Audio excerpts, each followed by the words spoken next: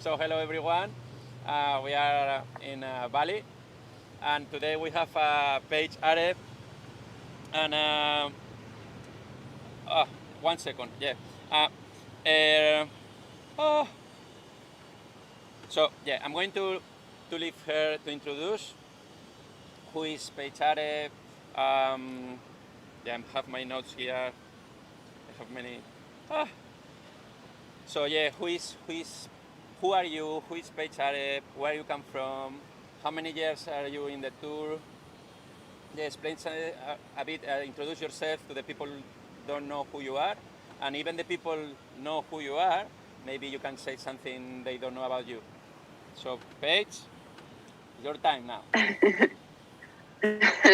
Hey, Paige Hareb from New Zealand. I've been on the World Championship Tour for 8 years, 6 consecutive years, and then off for a year, back on for a couple, and off again at the moment. And pretty much been a pro surfer, since I was 17, 18 years old. I've just turned 31. I'm still in quarantine at the moment. Just got back from Salvador and wondering what my next move or next comp is going to be. At the moment, it's looking like I might just spend the most of this year in New Zealand and start again next year. Okay. I think everyone is super curious because I was checking, reading about questions that the people want to know about professional surfers, and the first question everyone wants to know is how much money a professional surfer make. So I don't want you tell us how much money you get, but can you save money? Can you survive? It's a good job to be a professional surfer, or you are doing because you love the sport and you love competing, or tell us if you think you are getting you can be rich if you are in the difference in between surfers in the city and surfers in the QS. Yeah, I guess that's a tricky question because it is like such a range. I know for sure the likes of the top five or even everyone on the championship tour now can make money or save some money, which is awesome. But on the qualifying series, it can get pretty hard. Just in the last year or two, they've bumped the prize money up on that a little bit, which helps. But to actually make money from the prize money on that tour, you still definitely have to finish like in the top five to save a tiny bit after traveling and paying for everything. And then, I guess it depends on what type of sponsors you have as well. It seems like some people can get a whole bunch and have a good big main one, and then other people struggle and put pretty much the whole next event on their credit card and hope that they win prize money to pay it off. It's still a huge range of people literally doing it, I guess on their credit card just for the love of it, and other people are making a really good career out of it. But I think everyone, no matter who it is, everyone definitely is doing it because they love surfing. Yeah, I think everyone is more or less the same. Second question. Imagine there is a guy, same surf level than you, same ranking, same results. How much money is big difference in between the money you get as a woman and as a man? I think it's the same now. Equal prize money came in a couple of years ago. It's pretty good. It would have been nice as a female. It would have been nice to see that come in a little bit earlier, but it's cool to see that WSL has finally made that happen. And I think, especially for women's surfing, it's only going to get bigger and better. And about the sponsors, because you are talking about the prize money you get when you win a competition, but about the sponsors, do you think it's the same?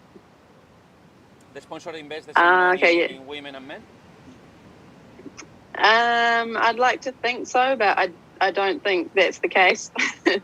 But then also you could compare. I know back in the day when I was with Billabong, a few of us were on the World Championship Tour sponsored by Billabong, and I know some of their Billabong models walking around in a bikini were getting paid more than us on the World Tour. So yeah, I don't think that was fair either, and that's between just females. I think I know there's big difference, but I think how you say, fortunately, now the people are watching more of the women as a real athletes. I think it's true. You are right that before was like a bikini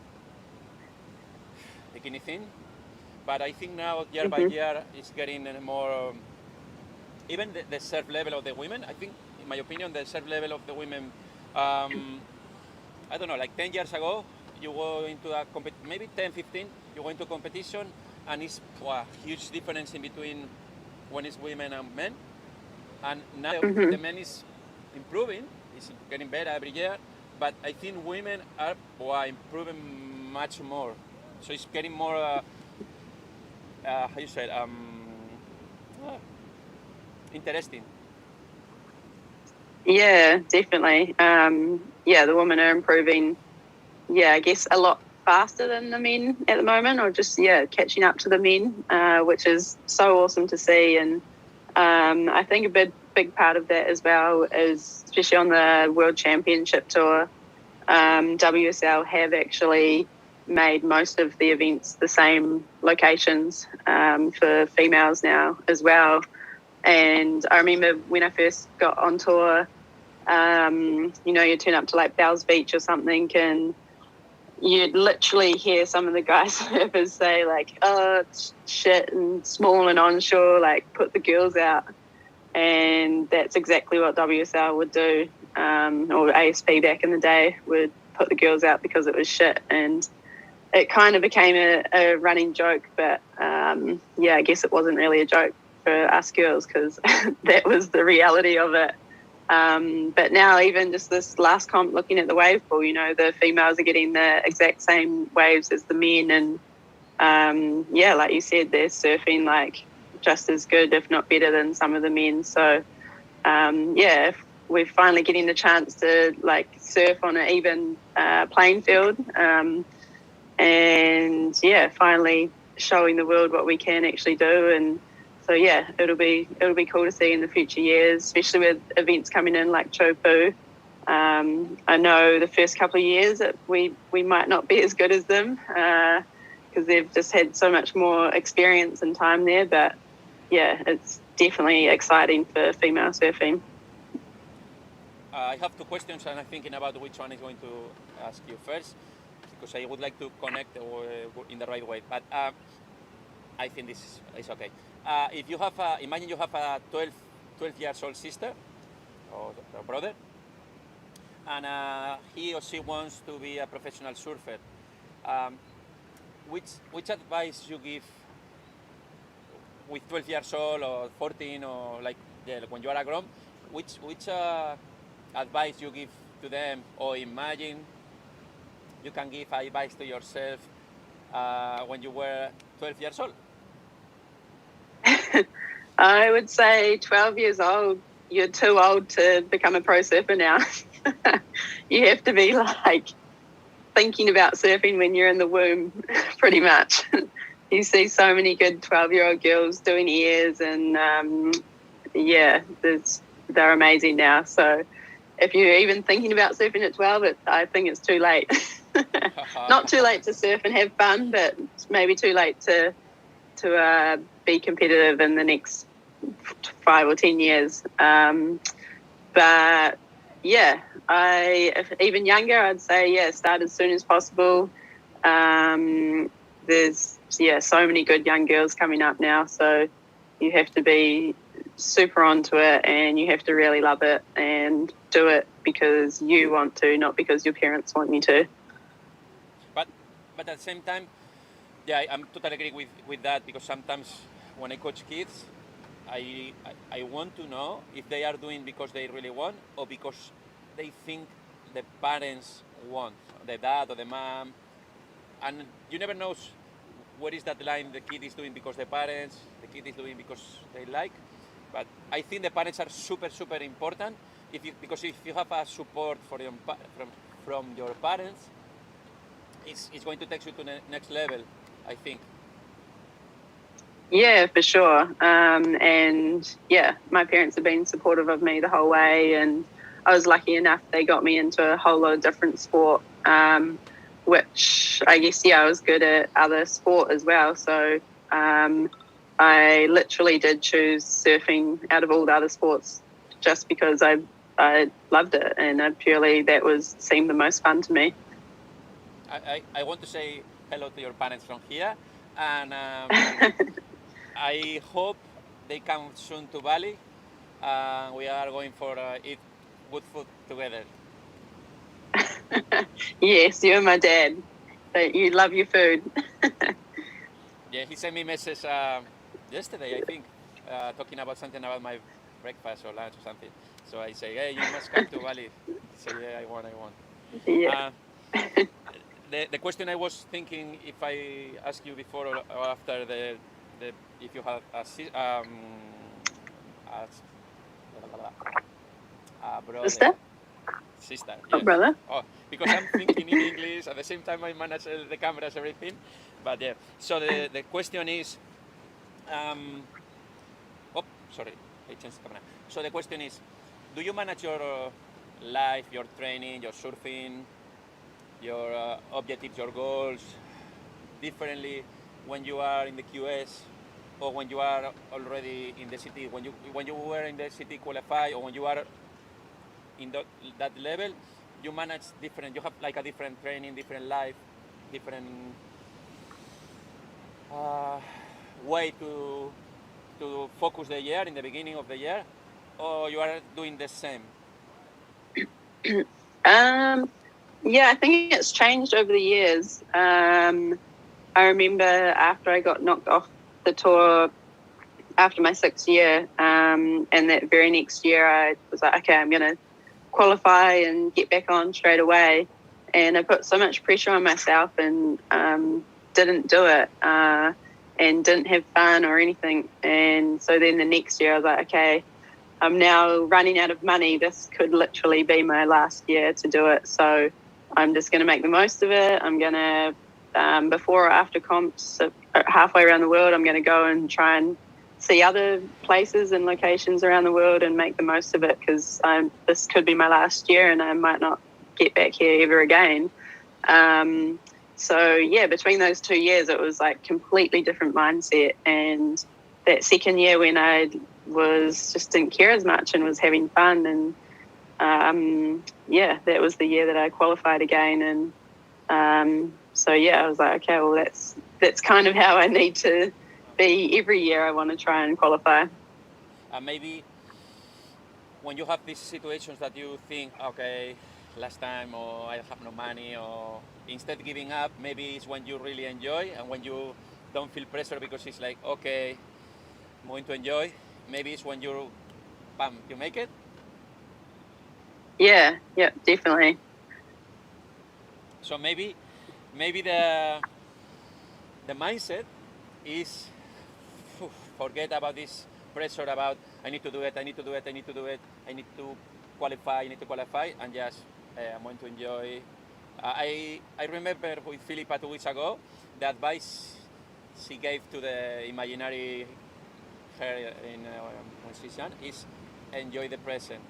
Sometimes we are too much thinking in the future, focusing the goals, and we are forgetting the most important, that is enjoy what we love, surfing and competing, but not I need to compete to get the ranking or whatever, and you forget to enjoy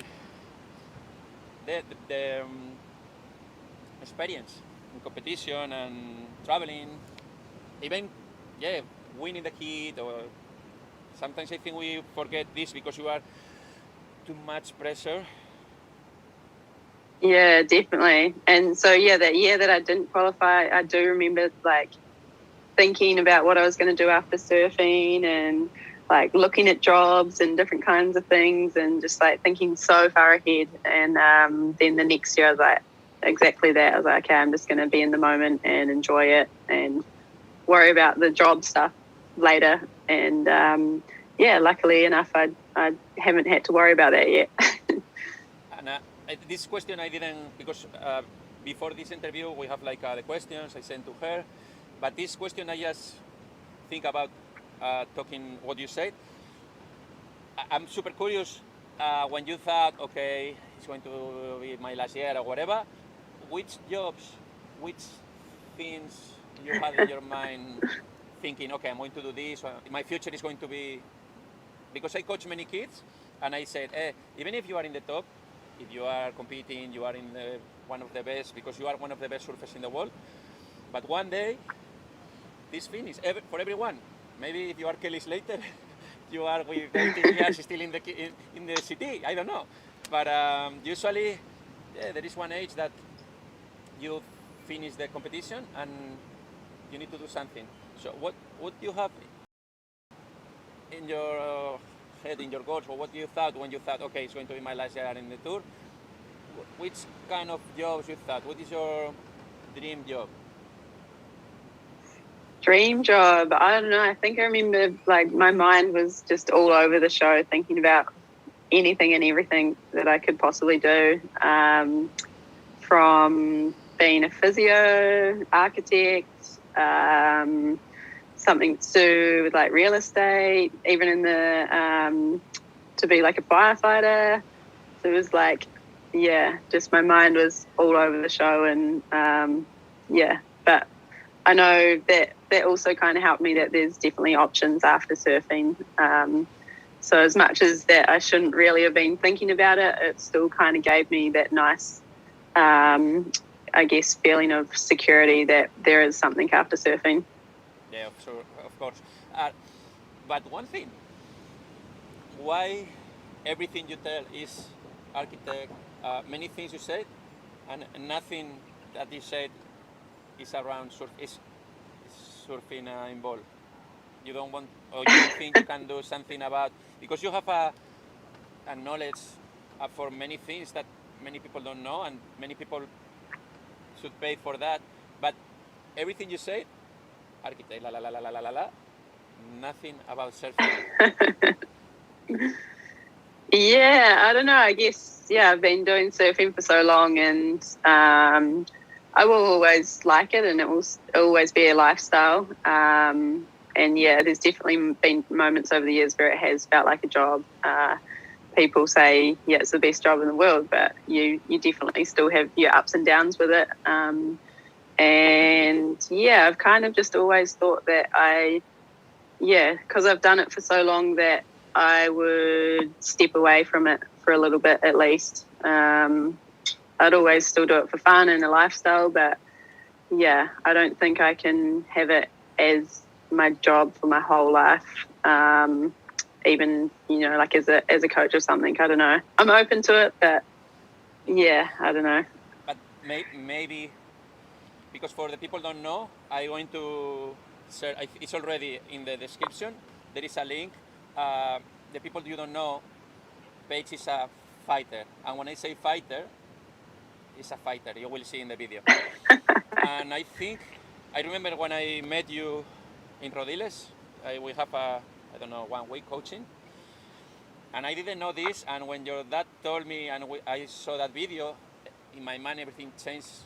And I thought, I can help her super easy. How to be, she's super strong. You can do whatever you want. After I saw that video on YouTube, I said, she can do whatever she wants. So maybe you can know about surfing. You can coach people, open the eyes of the people of, if you want something, you can do it. Because you can show, I did this totally opposite of what I usually do. And if I need to fight like this in front of everyone on the TV and everything, it's like, I don't know. I think I told you that day, it's like, you are a superwoman. After I saw that video, I said, Paige, you are a superwoman. You can do whatever you want. So, I think most of the times the people, they don't know how much power they have because it's normal for them. So I think for you it's normal to be like that. But if I can show you yourself from outside, you will see like, wow, I'm special. It's true. You have very strong mind. I think that not everyone can have that, but you can advise people how to that strong mind and a powerful mind. Maybe for sure, like everyone, you have weak areas, negative voices, but even like that, you fight. The word is you fight because in this case you don't fight. Sometimes it's a worker. In your case, I think it's worker and a fighter. And please watch the video in the description and let me know what you think. She was 20 years. 10 years older. Yeah. So she fight with a professional boxer, taller, older. But sometimes you say, older, so it's much easier. Depends. When you are 20 years old and you are fighting with someone with 30, older is against you. Professional, stronger, so everything more than her. And she was there, and she didn't give up. You will see in the video. Yeah. Okay, I'm going to ask you now about El Salvador because you just arrived from El Salvador. How was the experience in El Salvador? It was pretty good. It was my last chance to qualify for the Olympics. So I had to go. And yeah, I really like it in El Salvador. That was my third time there. They've got really good waves and food. And I was feeling good and wasn't really thinking too much or putting the same again, just having fun and getting through heat by heat and not overthinking it. And then I didn't actually know what I needed to do to qualify until right before that last day when I found out I needed to get through one more heat. And I ended up missing out in the main round and then had the repechage heat and just missed out in that as well. I missed out by like 0.6 or something. So that was, couldn't have come any closer. But I was checking that you are in the list, I don't know the name in English. If someone get injury, you are in the list that you are the next person to substitute. I don't know in English. Yeah, I'm like the alternate. So if there's 4 girls, if they get injured, I think it's Silvana Lima, Joanne DeFay, Brissa Hennessy, and Tariana Weston Webb. If any of those 4 girls get injured, then I'll get the call up. We don't want one injury. We like this. But I think now you have a very, because they are, some of them I think are your friends, maybe, I don't know. But in one side you have, okay, if they don't get injury, I'm not in the Olympics. If they get injury, I'm going to be happy because I'm in the Olympics. So I think it's... Yeah, I'm trying not to think about it too much. But that was definitely a tough one to process. And now being in quarantine for 2 weeks, I've had a lot of time to think about it. But it would be amazing to go, but it's good. I've processed it and I'm already looking forward to the next one in Tahiti at Chopu. I think that would be a better way for me. One more question about this. Are you going to do something, because when you have a goal, imagine the Olympics or a competition. You have one goal. You know how to, or you must more or less you know. Okay, I want to train like this. I want to focus on this. But now you are in this situation that maybe yes, maybe not. If they get an injury, you are in the Olympics. If they are not, you are not. Are you going to train? Are you going to focus like if you are already qualified? I don't know how to say. Or you are going to be doing normal life if someone gets injury and they call you, okay, so I'm going to go to the Olympics? Yeah, I think maybe a balance. Like I still am definitely training pretty hard and got the bike and all the fitness gear in here in quarantine. So yeah, I'll still definitely be trying to keep as fit as I can and surfing lots when I get out of here. And yeah, I want to be ready if I get that phone call. Okay. About surf coach, do you use or usually use a surf coach? If you have a surf coach in New Zealand, or you only use surf coach in, for example, when you came to Europe, you use me or Martin, or when you are going, depends of the country you go. Are you you think you need a surf coach, or just you sometimes? What is your thoughts or your feelings about have a surf coach? Yeah, I guess over the last 12 or 13 years, I've used a lot of different coaches. And I think it's been good in a way. I like to get kind of different people's views and ideas. And I think if you're with one coach for too long, you can kind of plateau. So yeah, I've enjoyed working with a whole bunch of different coaches over the years.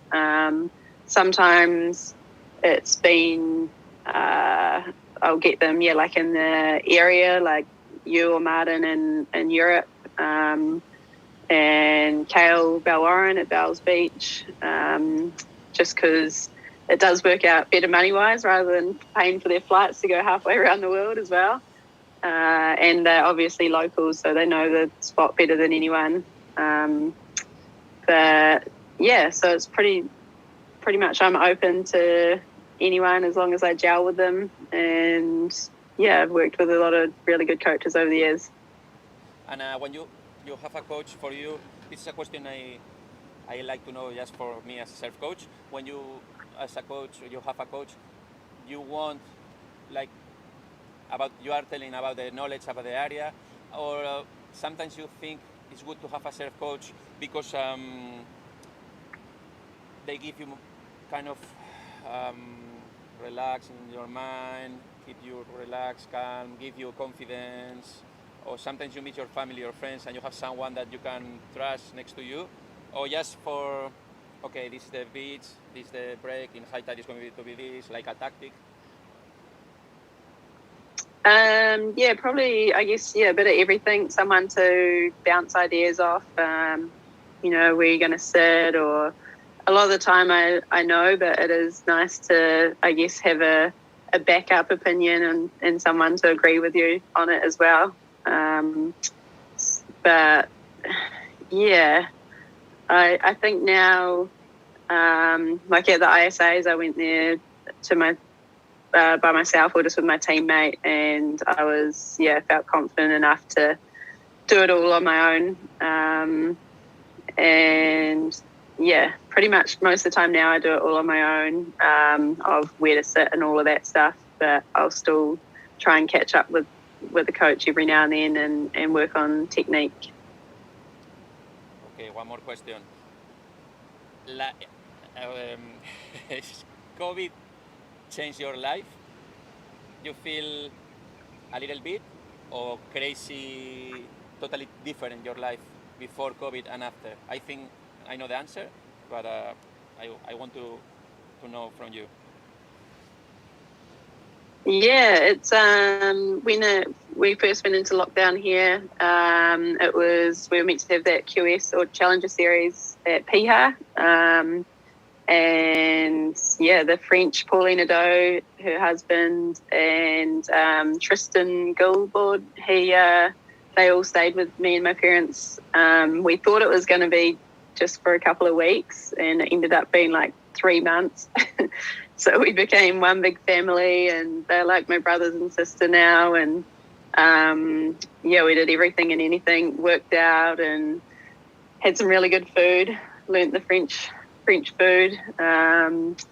But yeah, I thought because I've been traveling for 12 years and was away from home for 10 months of the year, that like this has been the longest time I've been home in 12 years. And I thought I was going to freak out, and it was actually really good for me to be in one spot for that long, and I guess get back into a proper routine and really look after my just like health and fitness in general. And yeah, like going to the ISAs was one of my first major international comps in over a year.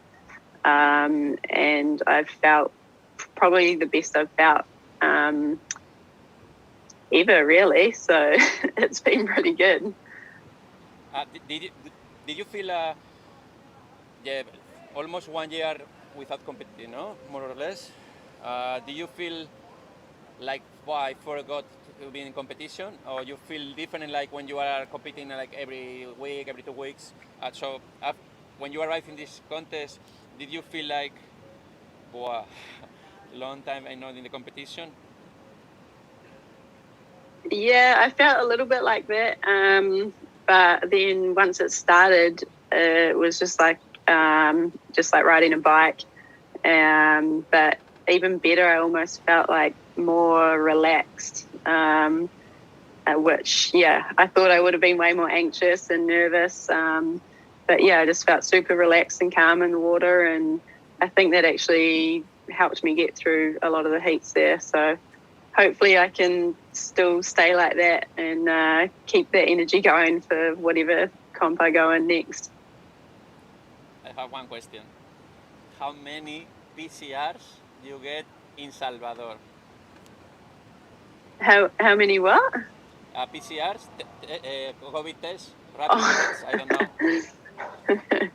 I think I'm now up to 7 or 8. So I'm due today or tomorrow for my 8th or 9th one. And still not used to it. I hate it. I think no one.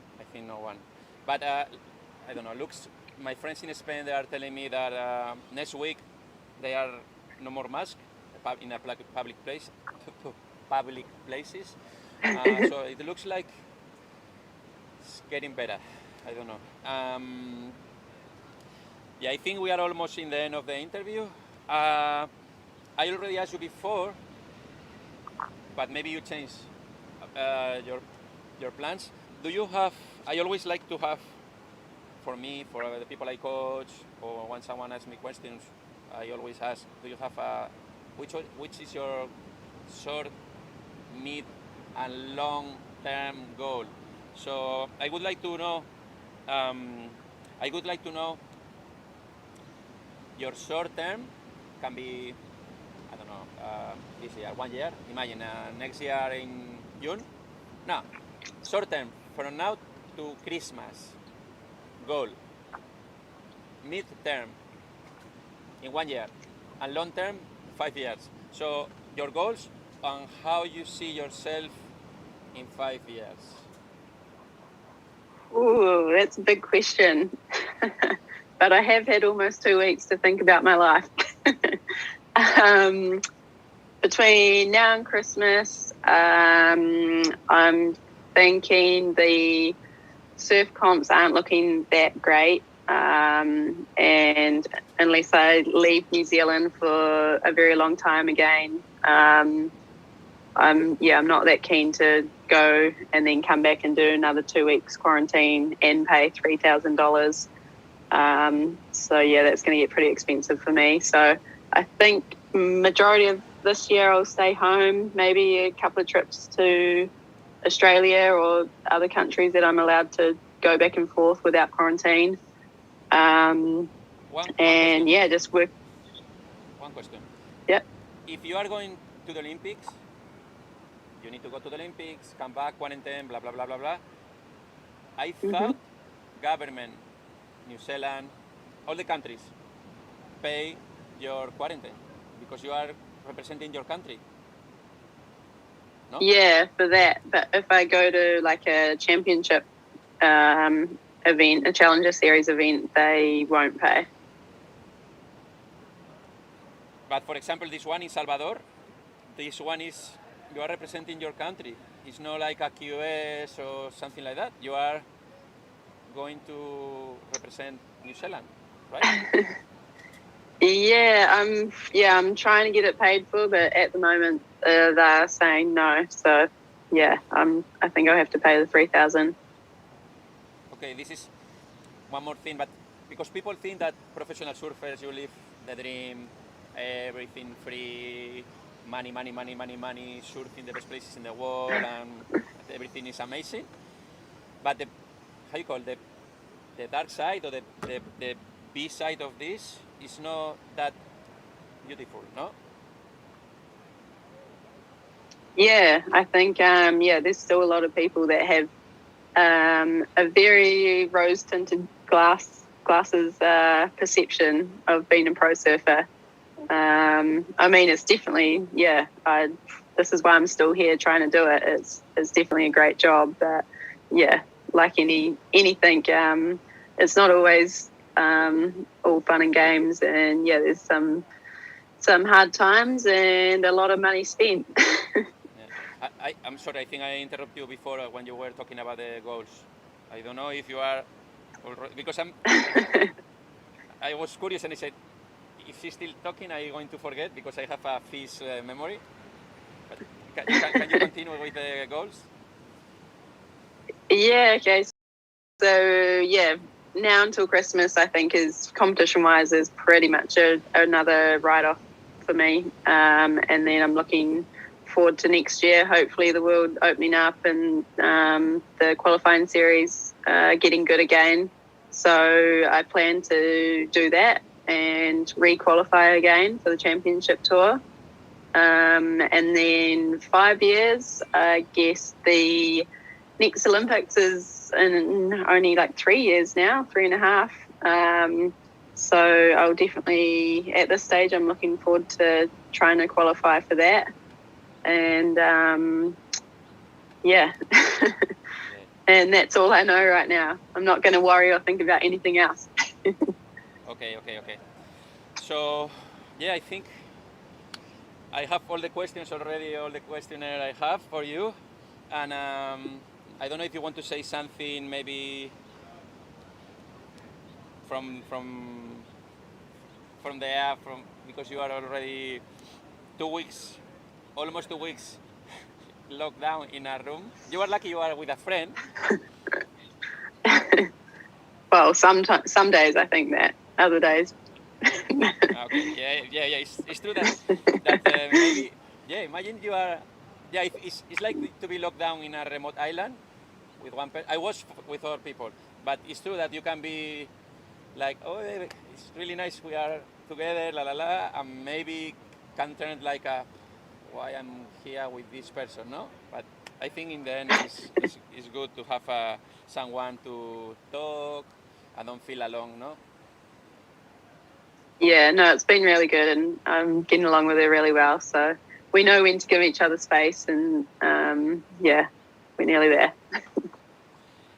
So thank you for stay here with us or with me, helping me with my YouTube channel. I'm trying to bring the people more interesting, I think, and I think you are super interesting because you have a lot of knowledge and things that not many people can tell about. You've been in the QS, you've been in the city, in the tour many years, traveling around the world, fighting. I want, please, people, watch the video. For me, it was like what? Yeah. So I'm super happy to have you here, and I hope to see you soon. If you are going to Europe in the Challenge Series in Portugal and France, I'm going to be there coaching Philippa, so I hope to see you there. Yeah, thank you so much for having me, and to everyone watching as well. And fingers crossed I can get to Europe and you can coach me again. Okay, thank you everyone, and I hope to see you in 2 weeks. I'm going to have one more interview, and next week I'm going to upload a video tutorial or something. I'm guessing now what is going to be. So thank you, and I hope you enjoy the interview with Paige, and please watch the video, The Fighter. Bye bye.